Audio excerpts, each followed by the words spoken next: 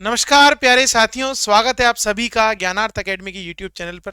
जैसा कि हम आप लोगों के लिए समय समय पर जो है अत्यंत महत्वपूर्ण जो एग्जाम से रिलेटेड कंटेंट है वो उपलब्ध कराते रहे हैं और कराते रहेंगे आपको। आज जो हम लेके आए हैं हमारे आगामी कुछ महीनों में, जैसे अभी सीईटी का रिजल्ट आते ही 3-4 वैकेंसियां लॉन्च होने वाली है, उसके अलावा ईओआरओ का पेपर आपके सामने है, आरएस की संभावनाएं आपके सामने है, college lecturer first grade, second grade, third grade जैसी बहुत सारी वैकेंसी आपके सामने आने वाली है। तो ये जो राजस्थान का करंट अफेयर, ये हम कहें राजस्थान की जो समसामयिक घटनाएं हैं जो पूर्व में अभी भी घटित हुई है और बहुत महत्वपूर्ण है राजस्थान की दृष्टि से, उनको हम एक पीडीएफ में आपके लिए लेके आए हैं जिसका हम आज अध्ययन करेंगे। तो निश्चित ही आप लोग जो हैं अपने साथियों के साथ, अपने जो कंपटीशन की तैयारी करने वाले भाई बंधु हैं उनके साथ इस सेशन को जरूर शेयर कीजिएगा। और अगर अभी तक अपने हमारे चैनल को आपने सब्सक्राइब नहीं किया है तो तुरंत जाकर सब्सक्राइब कीजिएगा। देखते हैं हम लोग क्या लेके हैं आप लोगों के लिए। चलिए, सबसे पहले हम देखें कि जो राजस्थान है वो देश का एकमात्र ऐसा राज्य बना है, हमारा जो देश है उसमें एकमात्र ऐसा राज्य बना है जहां अहिंसा और शांति विभाग की स्थापना की गई है। अहिंसा और शांति विभाग की स्थापना की गई है और इसकी इसकी जो हम कहें कि सरकार की जो टैगलाइन है वो है जीतो अहिंसा। जो इसकी टैगलाइन है वो जो है साकार करती है अपने नाम को। सत्य जो और अहिंसा जो हमारे गांधी जी के मूल तथ्य रहे हैं, उनके मूल भावना रही है उनके विचारों की, उसको लेकर राजस्थान सरकार द्वारा अहिंसा और शांति विभाग की स्थापना की गई है। बात करते हैं अगले तथ्य की, तो है आरटी।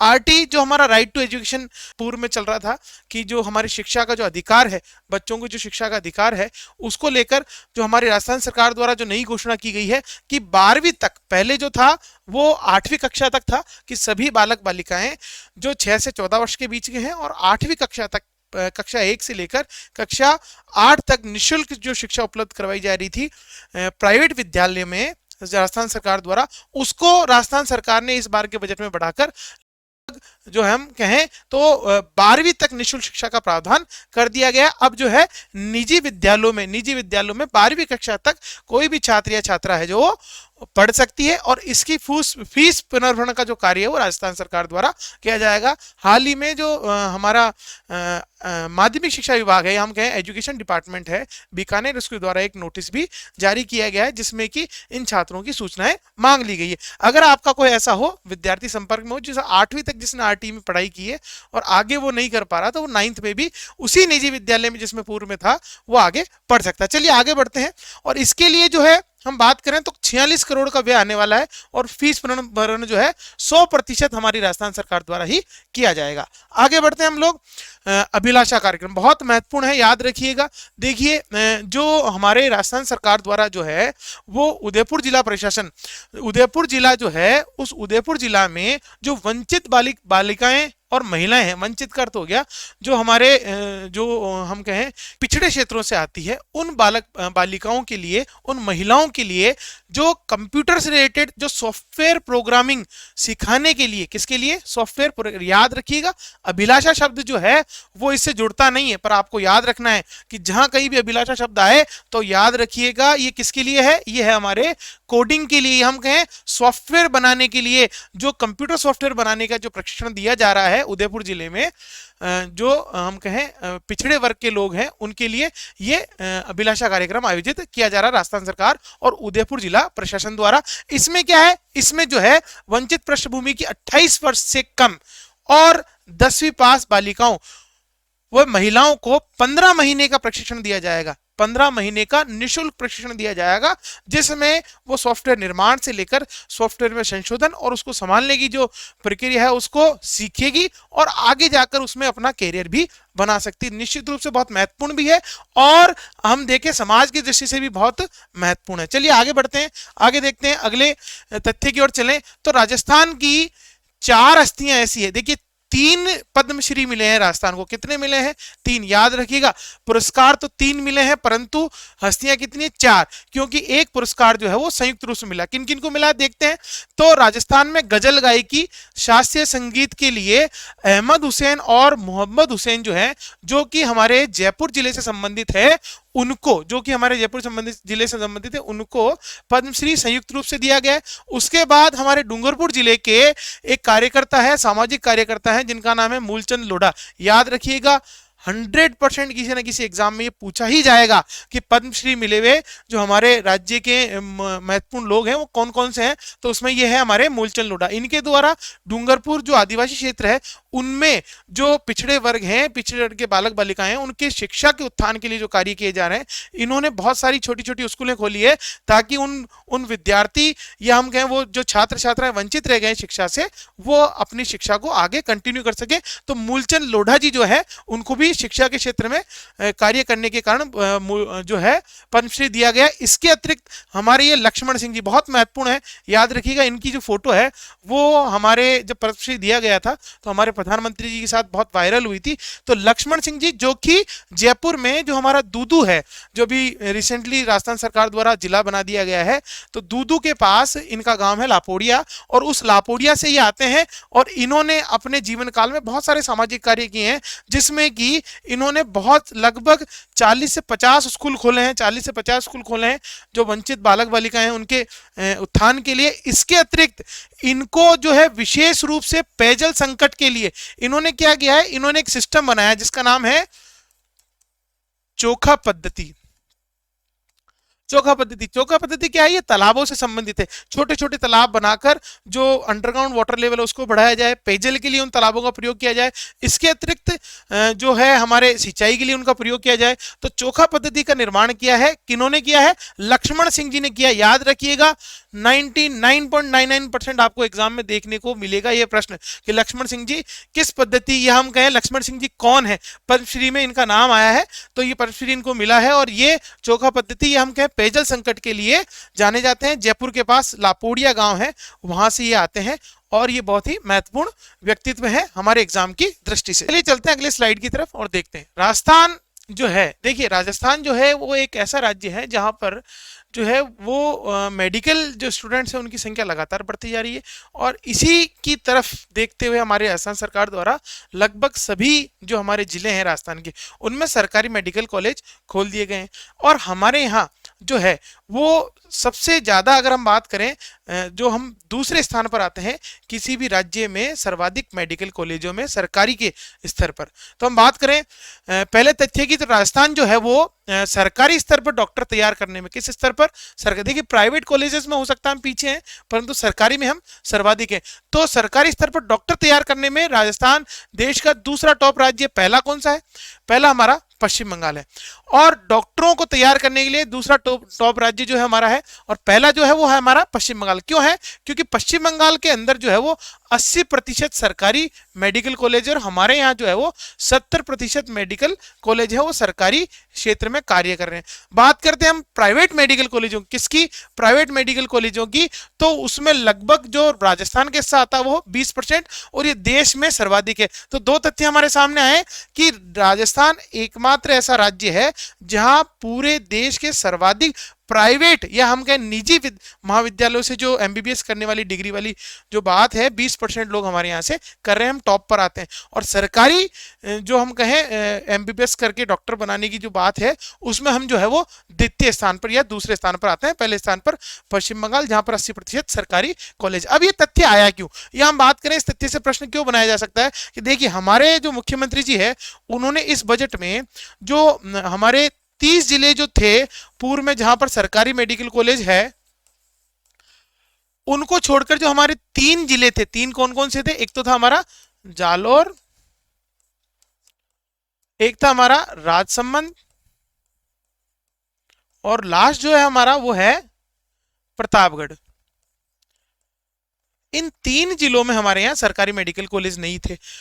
मुख्यमंत्री जी द्वारा जो केंद्र सरकार बार बार उनको आग्रह किया गया कि यहां पर भी सरकारी मेडिकल कॉलेज खोलने की घोषणा की जाए, परंतु उनके द्वारा कोई भी इस पर कार्य नहीं किया गया। तो हमारे मुख्यमंत्री जी ने इस बार इस बजट में ये घोषणा कर दी कि हम इन 3 जिलों जो जिसमें सरकारी मेडिकल कॉलेज नहीं है उनमें भी सरकारी मेडिकल कॉलेज खोल रहे हैं। तो शायद इसके बाद ऐसा हो सके कि हम देश में टॉप स्थान पर आ जाए। चलिए आगे बढ़ते हैं। पूरे विश्व में मोटे अनाज के उत्पादन में, किसके अनाज के? मोटे अनाज, जिसको हम मिलेट्स के नाम से भी जानते हैं, उसमें जो है हम टॉप पर पहुंच चुके हैं, सबसे ऊपर पहुंच चुका है राजस्थान मोटे अनाज में। और कितने परसेंट है? हमारे यहाँ 28.6% हिस्सेदारी है जो है आती है हमारे राजस्थान की, कि हम पूरे देश का जो उत्पादन है उसका 28.6% उत्पादन हम मोटे अनाज का कर रहे हैं। मोटे अनाज जैसे बाजरा हो गया, इस प्रकार की जो अनाज है वो सर्वाधिक राजस्थान में जो है वो उपजाए जा रहे हैं, हमके उत्पादित किया जा रहा है। अब बात करते हैं हम लोग डेजर्ट नेशनल पार्क की। देखिए डेजर्ट नेशनल पार्क जो है वो हमारे जैसलमेर जिले में है, और जैसलमेर में जो है ये गोडावन संरक्षण के लिए जो है प्रसिद्ध है।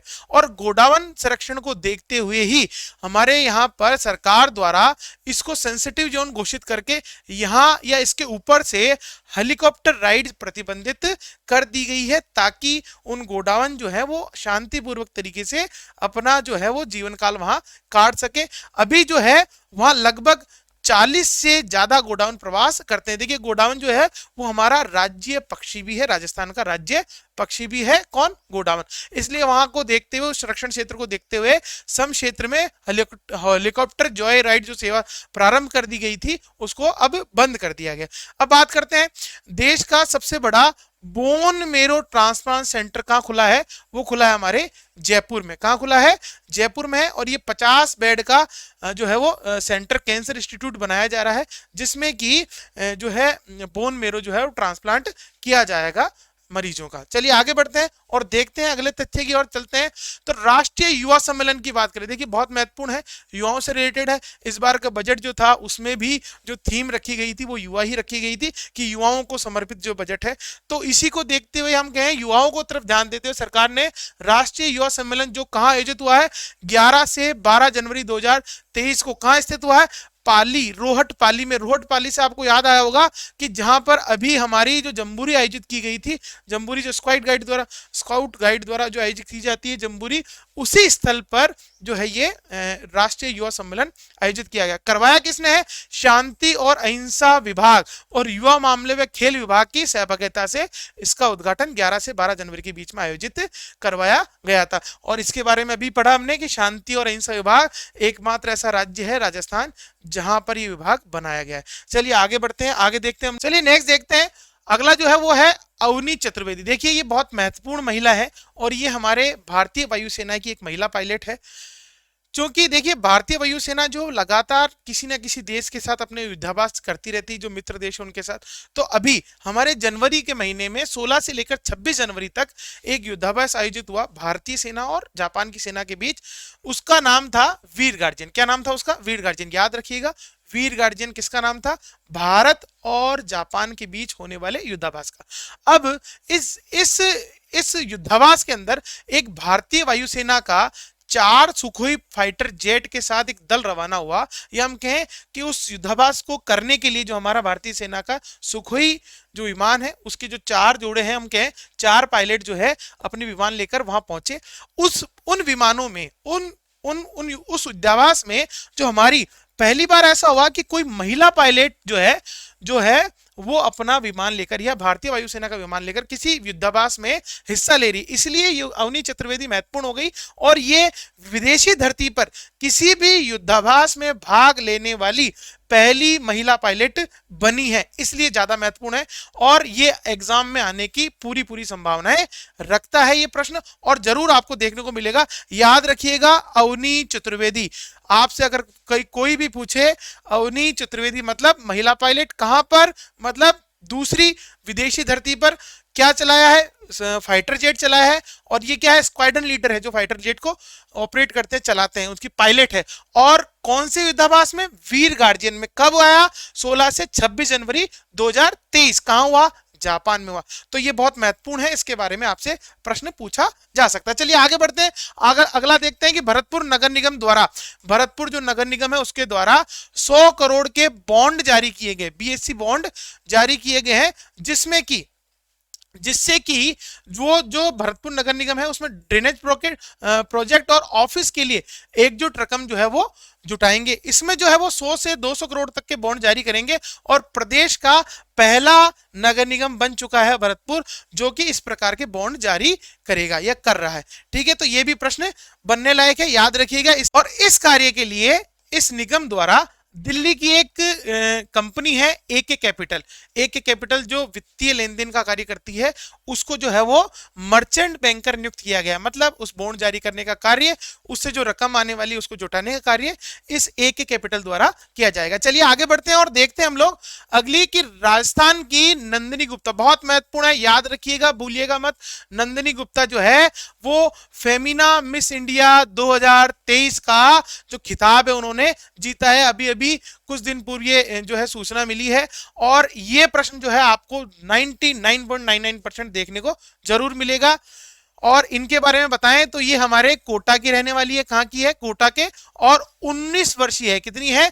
19 वर्षीय। केवल 19 वर्ष की महिला जो है वो फेमिना मिस इंडिया का खिताब 2023 का खिताब उन्होंने राजस्थान की तरफ से जीता है और राजस्थान के लिए गौरव का जो है एक विषय, इसलिए इस प्रश्न के आने की संभावना ज्यादा। कौन है? नंदिनी गुप्ता। देखिए महिलाएं जो है वो अपने अलग अलग क्षेत्रों में, जैसे आप अवनी लेखरा की बात कीजिए, अवनी चतुर्वेदी की बात कीजिए, या हम बात करें नंदिनी गुप्ता की, एक हमारी प्रियंका मेघवाल जो है अभी जिन्होंने जो है विश्व स्तर पर जाकर देश को प्रेजेंट किया और गोल्ड मेडल जीता है जो हम कहें बॉडी बिल्डिंग के अंदर। तो महिलाएं जो है वो हमारे देश की जो महिलाएं हैं वो, और राजस्थान की विशेषकर जो महिलाएं हैं, वीरांगनाएं हैं, वो देश में विश्व में अपनी ख्याति लगातार झंडे गाड़ रही है उस ख्याति के। तो लगातार जो है हमें ऐसी जो है महिलाओं से सीखने को मिल रहा है जिसमें कि हम ये देख सकते हैं कि जो जीवन जो है या हम कहें हमारा जो भविष्य है वो कितना सुनहरा हो सकता है केवल अपनी मेहनत और अपनी जो है हम लगन के दम पर। चलिए आगे बढ़ते हैं, देखते हैं कि नंदिनी के पास बिजनेस मैनेजमेंट की डिग्री है और ये एक मॉडल भी है, निश्चित रूप से मॉडल है, इसलिए इस प्रकार के खिताब जीते इन्होंने। और बात करें दिल्ली की जो श्रेय पूंजा है, श्रेय पूंजा याद रखिए, कई बार फर्स्ट रनरअप का नाम भी पूछा जा सकता है। तो दिल्ली की जो श्रेया पूंजा है वो फर्स्ट रनरअप रही है।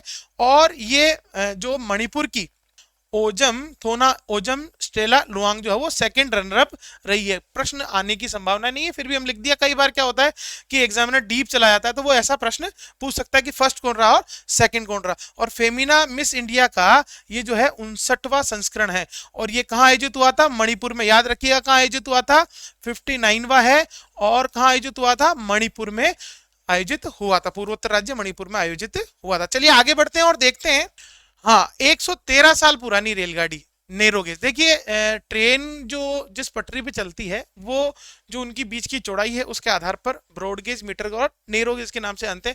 तो जो शुरुआती ट्रेनें थी, हम कहें कि हमारे जब भारत आजाद हुआ उससे पहले और उसके बाद जो ट्रेनें चलाई गई वो अधिकांश थे वो नेरोगेज थी और धीरे धीरे जाकर उनको मीटर गेज और ब्रॉडगेज में बदल गया। तो लगभग जो पुरानी नेरोगेज लाइन है वो लगभग बंद होती जा रही। तो इसी को लेकर हमारे आगरा रेलवे मंडल के तहत धौलपुर रेलवे जंक्शन से संचालित होने वाली 113 साल पुरानी नेरोगेज या छोटी लाइन जो है वो अब बंद कर दी गई है। ये चलती कहां से कहां तक थी? ये धौलपुर के सरमथुरा और से लेकर मोहरी तातपुरा खंड की सभी सेवाएं ये इनके बीच चलती थी। ये सेवाएं जो है 1 अप्रैल 2023 से अब ये बंद कर दी गई है। और ये करीब 89 किलोमीटर लंबा रेल मार्ग था और इसकी जो शुरुआत थी 1908 में की गई थी। कब की गई थी? 1908 में। और किन के द्वारा की गई थी? जो धौलपुर के तत्कालीन महाराजा थे उनके द्वारा इसकी शुरुआत की गई थी। तो ये प्रश्न बन सकता है। चलिए इसके अतिरिक्त हम देखेंगे कि कुछ महत्वपूर्ण जो प्रश्न है या हम इन तथ्यों से रिलेटेड जो प्रश्न है उनको हम देख लेते हैं जो हम आपके लिए लेके आए। चलिए देखते हैं। सबसे पहला क्या है कि हाल ही में 1500 करोड़ की लागत से राजस्थान का दूसरा ग्लास प्लांट, देखिए पहला ग्लास प्लांट जो है वो हमारे अलवर में है। कहां पर है? अलवर में। और ये जो है दूसरा ग्लास प्लांट जो कहां खुल रहा है? ये खुल रहा है सोनियाना। और ये कहां पड़ता है? भीलवाड़ा में पड़ता है। कहां पड़ता है? भीलवाड़ा और चित्तौड़गढ़ की बॉर्डर पे जिला इसमें भीलवाड़ा आता है, इसलिए हम कहेंगे कि ये जो है भीलवाड़ा जिले में खोला जा रहा है लगभग 1500 करोड़ की लागत से। दूसरी बात करें, राजस्थान में हस्तशिल्प कलाएं पुस्तक का विमोचन किया गया है। किसके द्वारा किया गया है?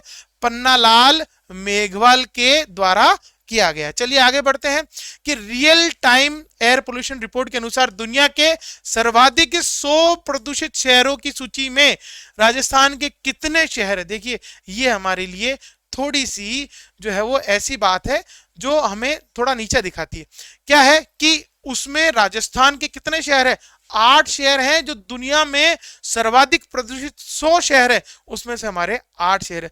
तो निश्चित ही हम पर्यावरण के प्रति इतने जागरूक नहीं है, इसलिए इस सूची में हमारे सर्वाधिक शहर आए हैं दुनिया में। तो ये हमारे लिए थोड़ी सी ऐसी बात है जिसके ऊपर हम गर्व नहीं कर सकते। आगे बढ़ते हैं। आगामी विधानसभा चुनाव में वोटिंग हेतु ईवीएम मशीन की किस अपग्रेडेड वर्जन का प्रयोग किया जाएगा, तो वो किया जाएगा M3। कौन सा है, M3, याद रखिएगा। M3 ईवीएम का जो वर्जन है उसका उपयोग किया जाएगा जो हमारे विधानसभा चुनाव होने वाले हैं 2023-24 में। चलिए बढ़ते हैं, आगे बढ़ते हैं कि नंदिनी गुप्ता फेमिना मिस इंडिया का संबंध है कौन से जिले से है, तो अभी हमने पढ़ा कौन से जिले से है, कोटा जिले से है, 19 वर्षीय है और 59वां संस्करण था और कहां आयोजित किया गया, मणिपुर में आयोजित किया गया। कहां पर आयोजित किया गया, मणिपुर में।